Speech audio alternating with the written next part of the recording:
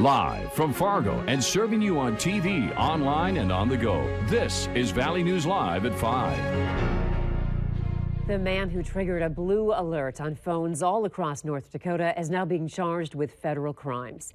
Ulysses Villalobos Alvarado initially faced state charges, including attempted murder, from that January 18th incident. He was accused of trying to hit a Bismarck police officer with his vehicle, then fleeing to South Dakota with co-defendant Juan Nunez. Both are now accused in federal court of charges linking them to drug trafficking with a California street gang. A state charge of hindering law enforcement was also dropped against Nunez. The Beltrami County Sheriff's Office is investigating what caused the death of a 21-year-old man early this morning. The call came in just past 3:30 a.m. of a man who was not breathing in the Frone Township that borders Bemidji to the east. Investigators say the caller suspected the man had overdosed on heroin. Deputies attempted to revive 21-year-old Jordan Smith of Cass Lake, Minnesota, but were not successful. An autopsy is set to be performed by the Beltrami County Coroner's Office. New developments in the Jamaican lottery scam that has cost dozens of seniors in North Dakota millions of dollars. Authorities say the final two fugitives in that scam have been captured in the Caribbean. Mario Hines and Gareth Billings were both taken into custody. Hines is back in North Dakota, where he will be held until his trial. Billings is still in Jamaica and will be extradited to the state in the coming weeks. The two men were among a group of 15 suspects who are still being prosecuted in North Dakota in what is believed to be the first large-scale Jamaican lottery scam tried in U.S. courts. The case began when a North Dakota woman lost her life savings of more than $300,000 in 2011. At least 90 Americans lost a total of more than $5.7 million in that scam. Plenty of sunshine today and decent temps as we cruise through our Friday. Hutch, what's going on this evening? Well, we do have a few clouds building in, and it has been a breezy afternoon, but temperatures still did make it to the 30-degree threshold for many of us across the valley. A look at the radar, though, shows as the warm air punches in, it's kicking off a few flakes of snow from central North Dakota into northeast South Dakota is where they're located right now. A few in our viewing area seeing some flakes Lemoore to Oaks and Edgeley and points north, and another batch of snow in the Harvey area will be moving down Highway 52 in the general direction of Carrington and New Rockford in the upcoming hour or two.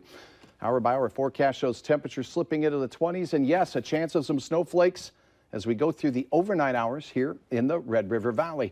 Temperatures, though, not as cold. We're not talking single digit start your day temperatures for the weekend, but another round of flakes on Saturday will impact portions of the valley. I'll have ideas on where that's heading and how much you can expect coming up here in just a moment. Okay, thank you, Hutch. You bet.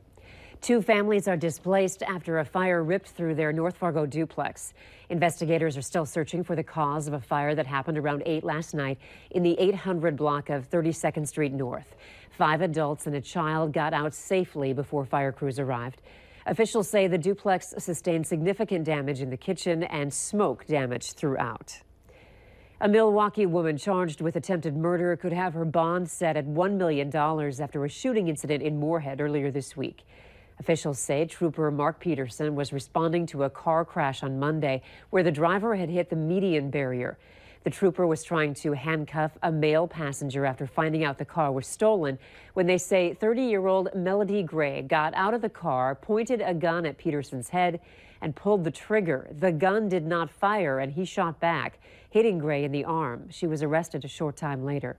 The passenger, 29-year-old Dominique Creighton, was arrested for felony damage to property and receiving stolen property.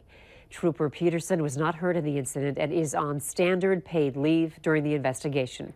Gray is expected to be back in court on March 23rd. It's Friday, time to take a look at this week's Valley's Most Wanted. Police say 37-year-old Jason Wild is wanted for theft of property and conspiracy to commit burglary in 2 North Dakota counties. You can call your local law enforcement if you have any information on Wild. A former middle school cafeteria worker has now pleaded guilty to felony charges after being accused of sharing sexually explicit photos and texts with a student. The 44-year-old woman had first tried to argue that her text messages and pictures were constitutionally protected under the Free Speech Amendment. But yesterday she had a change in a plea in a Dakota County court, pleading to one felony count of communication with a minor describing sexual conduct. The lunchroom worker was formerly employed at Grover Middle School and was charged in 2015. She will be sentenced next month. If you're driving through Minnesota, troopers ask that you keep your eyes on the road and not your phone.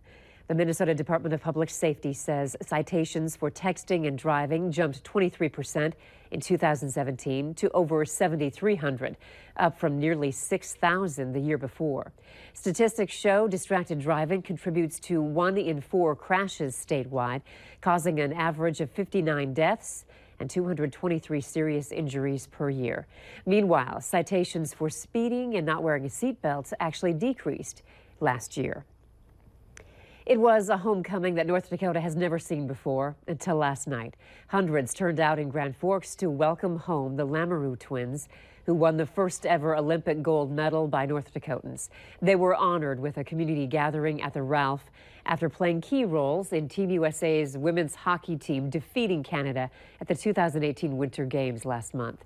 Governor Doug Burgum has declared March 8th as Monique and Jocelyn Lamoureux Day. You can get a taste of the Celtic culture this weekend at the Yumcomp Center. The 15th annual Celtic Festival is Saturday from 10 in the morning until 4 in the afternoon. Performances will be on 2 stages with the Heather and Thistle Bagpipe Band and dancers. Concordia Dining Services is once again catering the event with traditional foods like shepherd's pie and bangers and mash. And new this year, Guinness cupcakes with Bailey's Irish cream frosting. Organizers say it's a fun family event to celebrate the 7 Celtic nations. You know, it's something that a lot of people who are of Celtic heritage, you know, they take a lot of pride in. And if you're not too, you can come out here and you can learn about all the different nations and, you know, what goes into their culture. Parking is limited at the Yumcomp Center, so shuttles will make trips from the Moorhead Center Mall and Crystal Farms across the street to the center.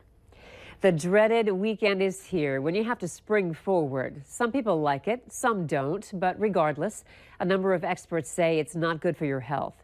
Valley News Team's Melanie Palmer has more tonight on what you need to know to get ready for that time change. Love it? I'm feeling okay with it. I'll get more time, more daytime. Or could you lose an hour's sleep? Hate it. Daylight saving can take a toll on your body. Seriously, research even backs it up. In fact, it shows the number of people who experience a heart attack spikes by 5% the Monday after the time change. And there's a lot more besides that. People have a disrupted sleep cycle that can definitely have an effect on your health, whether it's mental health, physical health, and those stressors on the heart that way too. Melissa Erdman has been a nurse practitioner for a long time. She says the day after the time change, she sees more people who, as she puts it, are thrown off. In other words, their body clock has been disrupted. And she tells us the little ones can really notice the change. It's definitely hard on kids too. That really, affects their schedules and their routines that they like. But one mom we spoke with says she's been pretty lucky when it comes to daylight saving and her kids. Still go to bed at the same time, wake up same time, no issues. And it's not all bad. A lot of folks actually enjoy it, and there are some positive health benefits too. Now we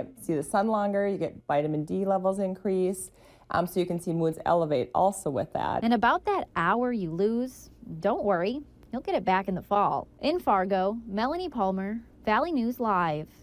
So what can you do to get ready for what some say is a dreaded day? Well, nurse practitioner Melissa Erdman tells us to mentally prepare and try to adjust our sleep schedule before the time change. Experts also say to be patient because it should take only a day or two to adjust to that 1 hour change. The newest fashion trend aims to get women into more comfortable shoes. That's still ahead tonight.